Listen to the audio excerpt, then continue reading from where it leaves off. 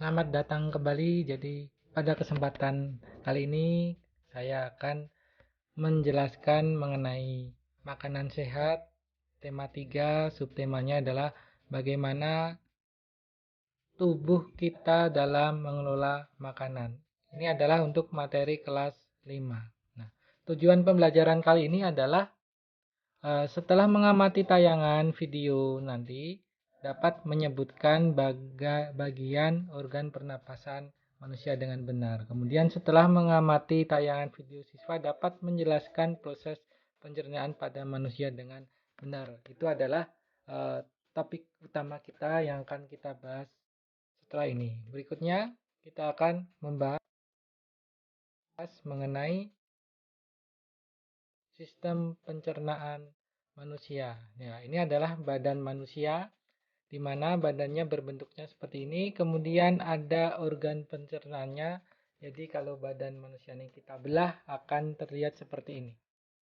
Yang pertama yang akan kita pelajari adalah perjalanan melalui sistem pencernaan manusia. Organ sistem pencernaan membantu tubuh mengurai dan menyerap makanan. Nah, yang pertama sistem pencernaannya yang tentu tidak asing lagi adalah pertama adalah mulut.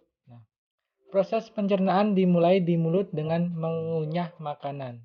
Enzim amilase dalam air liur, mulut mulai menguraikan karbohidrat dalam makanan.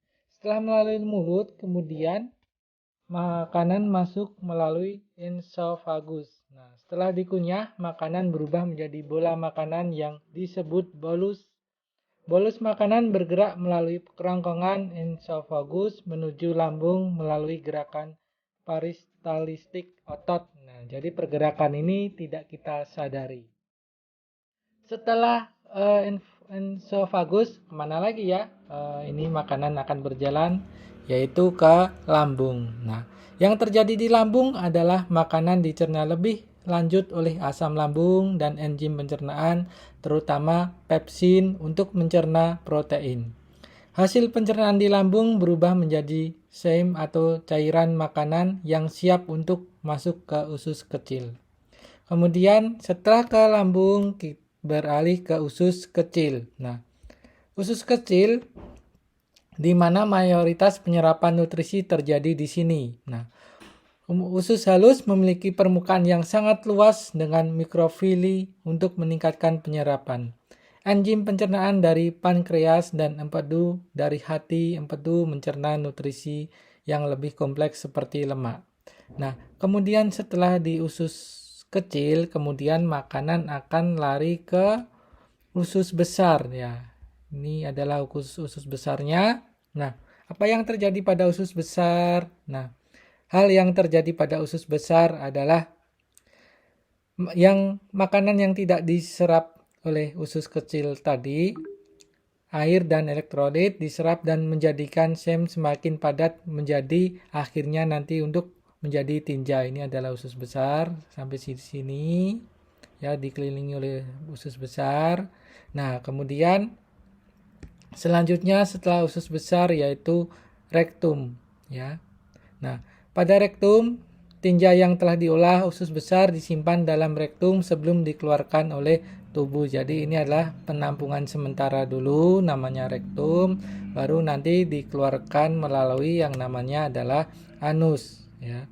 Ketika rektum terisi cukup, impuls saraf memicu kontraksi otot-otot di sekitar anus untuk mengeluarkan sisa-sisa makanan yang tidak dapat diurai oleh tubuh. Nah, ini menghasilkan gerakan buang air besar atau defaksi untuk mengeluarkan tinja dari tubuh melalui anus. Selama seluruh proses ini, sistem pencernaan bekerja secara terkoordinasi untuk menguraikan makanan menjadi nutrisi yang bisa diserap oleh tubuh. Dan untuk menghilangkan sisa-sisa yang tidak diperlukan, kemudian melalui ini tadi ya. Nah, jadi sistem pencernaan manusia itu yang pertama adalah makanan masuk melalui mulut, kemudian terbentuk bola-bola yang disebut tadi adalah namanya bolus melalui esofagus, kemudian makanan masuk ke lambung. nutrisi makanan diserap oleh usus kecil ya di sini, kemudian yang tidak bisa terserap oleh usus kecil akan masuk di usus besar, kemudian diolah menjadi tinja dan akan dikeluarkan melalui anus. Tapi sebelumnya akan ditampung di rektum terlebih dahulu. Nah, selain itu tentu ada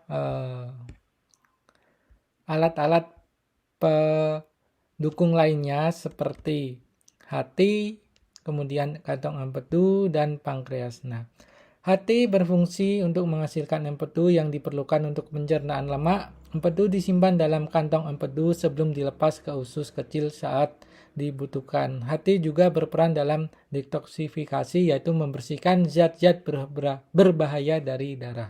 Nah, kantong empedu adalah organ penyimpanan yang menyimpan empedu yang diproduksi oleh hati. Jadi kantong empedunya ada di sini ya. Yang kecil ini adalah kantong empedu. Dan yang ini adalah di sini ada hati. Kemudian yang ini ada pankreas. Nah, pankreas ini adalah memiliki dua fungsi utama, yaitu sebagai kelenjar ektrosin dan endokrin. Nah, sebagai kelenjar ektrosin, pankreas menghasilkan enzim pencernaan seperti lipase, amilase, dan tripsim. Nah, kemudian itu adalah perjalanan bagaimana makanan dari mulut dapat memberikan energi kepada kita ya. Nah, demikian itu tadi penjelasan dari saya. Kemudian kesimpulannya adalah sistem pencernaan manusia berperan dalam mengolah makanan menjadi nutrisi yang diserap oleh tubuh ya, tadi diserap oleh usus halus. Organ-organ utama seperti mulut, lambung, usus halus, dan usus besar bekerja bersama untuk mencerna makanan. Proses pencernaan makanan dimulai dari mulut dengan pengunyahan, kemudian di lambung terjadi pencernaan protein, di usus halus terjadi tempat penyerapan nutrisi. Organ pendukung seperti pankreas dan hati berperan penting dalam proses pencernaan. Sistem pencernaan yang sehat penting untuk kesehatan dan pertumbuhan tubuh. Ketahuilah bahwa menjaga pola makan seimbang dan gaya hidup sehat adalah kunci untuk menjaga kesehatan sistem pencernaan kita. Jadi mari kita makan makanan yang sehat, hindari makanan yang terlalu banyak mengandung pengawet buatan.